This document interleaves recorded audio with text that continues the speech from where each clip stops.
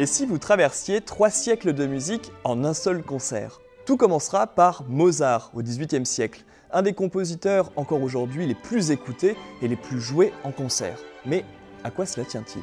Sans doute à l'impression d'harmonie et d'évidence qui se dégage de ses œuvres. Par exemple, son 3e concerto pour violon, où le violon dialogue avec l'orchestre dans la joie et la plénitude. Bref, un vrai rayon de soleil en plein cœur de l'hiver.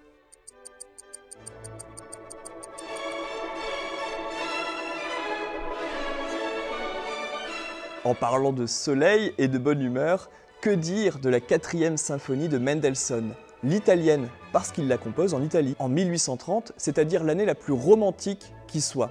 C'est une œuvre où l'orchestre est jovial du début à la fin. Imaginez, en écoutant cet air, l'agitation romaine, ou peut-être quelques danses campagnardes des alentours.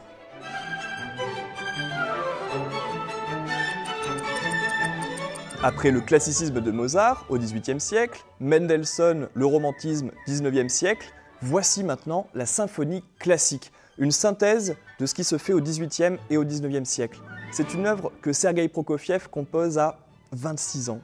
26 ans et chaque mesure de cette œuvre est un peu un jeu d'écoute, puisqu'on a l'impression d'entendre du Mozart, du Haydn, pourquoi pas du Beethoven, sauf que ces musiciens sont passés par le filtre de la modernité.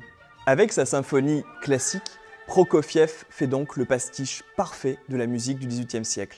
On pourrait croire que c'est du Mozart, sauf que c'est plus puissant, plus virtuose, il y a des harmonies nouvelles et des timbres extraordinaires.